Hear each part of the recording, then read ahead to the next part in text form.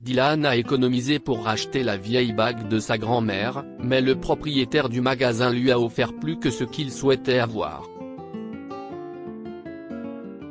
Lors de l'anniversaire de la grand-mère de Dylan, ce dernier a débarqué avec une surprise, et finalement, la famille a appris quelque chose d'incroyablement précieux. Dylan, tu es sûr de vouloir dépenser tout cet argent pour le cadeau d'anniversaire de grand-mère ? Lucinda, la mère de Dylan, lui a demandé alors qu'il marchait vers un magasin d'antiquités à Chicago. Oui, oui, oui, répond le garçon de 8 ans en hochant la tête et en tenant sa tirelire plus près de sa poitrine. Sa mère lui tient l'autre main et lui sourit, bien qu'elle soit désorientée par la situation. Il y a un an, Dylan s'est promené dans ce même quartier avec sa grand-mère, Alexia, qui a été choquée de voir une vieille bague dans l'un des magasins. Qu'est-ce ce que cette bague a de si spécial ? Demanda Dylan à l'époque, en regardant le vieux bijou, apparemment sans particularité. Ton grand-père m'a acheté cette bague quand nous nous sommes mariés, et elle était censée symboliser notre amour et rester dans la famille pendant des années, a commencé sa grand-mère avant de secouer la tête. Malheureusement, nous avons eu des temps difficiles, et il a dû la vendre pour que nous ayons de l'argent. Richard Esser travaillait déjà beaucoup à l'époque, et il voulait trouver un troisième emploi au lieu de la vendre. Mais j'ai insisté. Que s'est-il passé ensuite ? Nous nous sommes dit que nous la rachèterions un jour, mais Richard Esser est mort 6 mois plus tard, et j'ai dû me démener avec 2 enfants et une maison à payer. Je savais que je ne pourrais plus la réclamer, et puis j'ai tout oublié, a expliqué Alexia. Vous savez, la famille est plus importante que tout ce qui est matériel ou que l'argent. Mais quand même, j'aimerais pouvoir le racheter. Achetons-le. Dylan a suggéré avec un sourire. Oh, non, ma chérie. Je n'ai pas d'argent maintenant. Ton père paie tout pour moi maintenant, et je ne pouvais pas demander cette extravagance. Surtout avec son histoire avec ton grand-père. Que s'est-il passé avec papa et grand-père ? Si est une histoire encore plus longue, mais je te la raconterai quand tu seras plus grand. Maintenant, allons chercher cette glace. Chez l'antiquaire, Dylan a fait éclater sa tirelire et a dit au propriétaire du magasin qu'il rachèterait la bague pour $1000. L'homme derrière le comptoir, Monsieur Clark, a secoué la tête avec humour et a commencé à compter son argent. Je suis désolé, petit. Il n'y a que $873 ici. Ce n'est pas assez pour acheter la bague, a déclaré M. Clark en pinçant les lèvres et en regardant Lucinda. La mère de Dylan a serré les lèvres, incapable d'aider son fils car elle avait déjà dépensé de l'argent pour acheter quelque chose à sa belle-mère pour son anniversaire. Dylan a vu les regards des adultes, et ses yeux se sont mis à pleurer. Attends, petit. Ne pleure pas. Pourquoi veux-tu tellement cette bague ? Tu pourrais avoir autre chose, a proposé M. Clark, en montrant d'autres articles dans son magasin. Mais Dylan a secoué sa tête. Non, il faut que ce soit cette bague, a-t-il dit, et il a commencé à raconter à M. Clark et à sa mère l'histoire que sa grand-mère lui avait révélée. Monsieur Clark a hoché la tête lorsque Dylan a fini de détailler pourquoi la bague était si importante. Je me souviens de l'homme qui est venu vendre cette bague il y a toutes ces années. Enfin, il y a des décennies en fait. Il a pleuré tout comme vous l'avez fait ici, bien que je puisse dire qu'il avait honte. Il avait trop de fierté, a révélé Monsieur Clark, en s'appuyant sur le comptoir et en regardant attentivement Dylan. Les yeux du garçon se sont élargis sous le choc.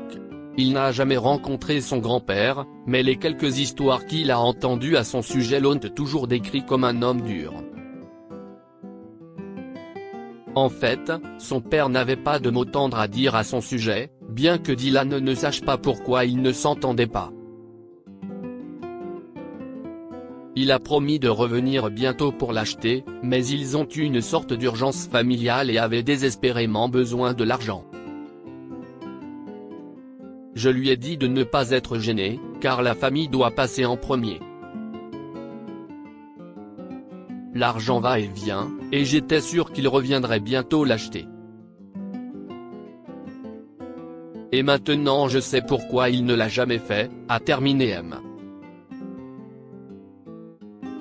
Clark, le ton triste. Dylan baissa les yeux sur ses chaussures alors que de nouvelles larmes montaient. Il sentit la main de sa mère frotter l'arrière de sa tête en signe de réconfort et se résigna. Il ne serait pas en mesure de surprendre sa grand-mère. Il n'avait pas assez. Soudain, Monsieur Clark a tapé du poing contre le comptoir. Ok, petit. Je vais te faire une remise spéciale. Ta famille mérite de récupérer cette bague, a révélé le propriétaire du magasin, et Dylan a applaudi, serrant sa mère dans ses bras, qui a remercié l'homme à profusion. Quelques jours plus tard, ils se sont réunis chez Alexia, et chacun a offert un cadeau à tour de rôle.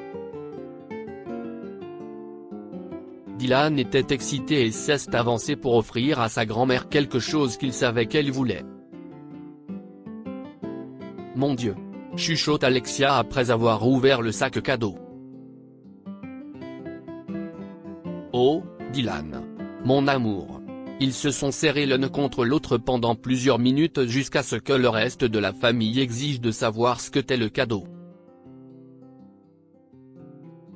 Alexia a expliqué ce qui s'était passé il y a si longtemps, et Dylan a raconté à tout le monde ce que le propriétaire du magasin avait dit sur son grand-père. Toute la famille était émue car Richard Sr. avait toujours donné l'impression d'être un homme têtu qui exprimait à peine ses sentiments. Mais la personne la plus surprise de l'assemblée était le père de Dylan, Richard Jr. Je ne savais pas que c'était pour cela qu'il avait vendu ta bague. Je ne savais pas que tu avais des problèmes d'argent, a marmonné Richard Jr. À sa mère. Eh bien, fils. Si est ce que ton père voulait.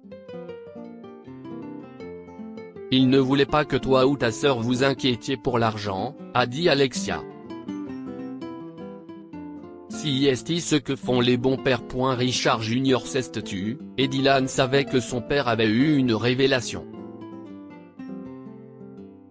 Il est encore trop jeune pour comprendre, mais il apprendra plus tard que Richard Jr. pensait que son père préférait travailler plutôt que de passer du temps avec sa famille. Richard Sr.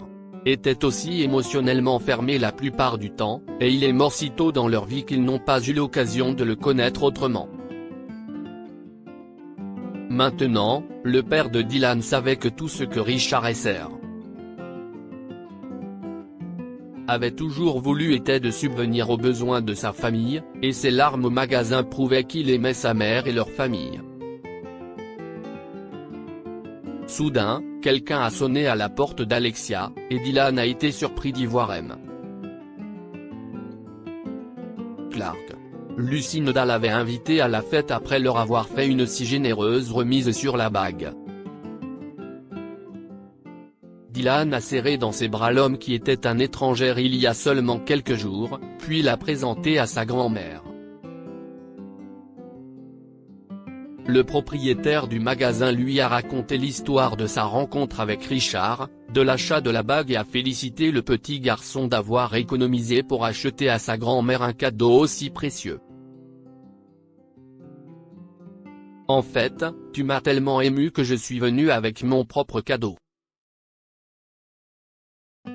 Mais si est-il en fait pour toi, Dylan, a exprimé Monsieur Clark en sortant un chèque de sa veste. Dylan ne comprenait pas très bien les chèques, mais quand Alexia l'a vu, ses yeux se sont élargis sous le choc. 15 000 $, s'exclame la femme la plus âgée. Oh mon Dieu! Quoi? Demande Lucinda en s'approchant pour regarder le chèque. Mais pourquoi? Demande Dylan. Il a compris que M. Clark leur donnait 20 fois ce qu'il avait payé pour la bague.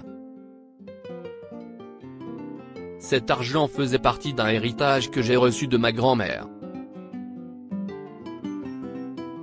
Je ne l'ai jamais traité aussi bien dans ma vie, et j'ai été touché par votre passion. Les enfants de ton âge économiseraient pour un jeu vidéo ou quelque chose comme ça. Mais pas toi. Tu voulais que ta grand-mère ait un trésor, alors je crois que tu mérites cet argent plus que moi. Mets-le pour quelque chose d'amusant, a expliqué M.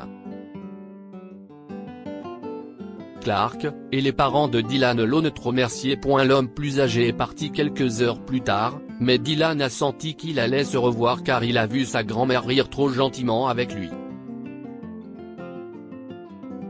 Quelques mois plus tard, Dylan, ses parents et sa grand-mère ont utilisé l'argent pour un voyage à Disney World à Orlando. Et oui, Monsieur Clark est venu aussi. Que pouvons-nous apprendre de cette histoire? Certains enfants ne comprennent pas les sacrifices que leurs parents vont faire pour les élever. Richard Jr. a finalement compris son père après des années à penser du mal de lui, grâce à la bague et à la vérité. Cela a tout changé pour lui. Les gestes gentils peuvent conduire aux plus belles surprises de la vie. Dylan a économisé pour acheter cette bague, et il a tellement ému M. Clark que le vieil homme lui a fait un cadeau extraordinaire et est devenu membre de la famille. Partagez cette histoire avec vos amis. Elle pourrait illuminer leur journée et les inspirer. Lire aussi, un garçon s'installe chez sa grand-mère pauvre pour s'occuper d'elle et trouve des liasses de billets dans un vieux canapé. Abonnez-vous à Mon Mama sur Google News.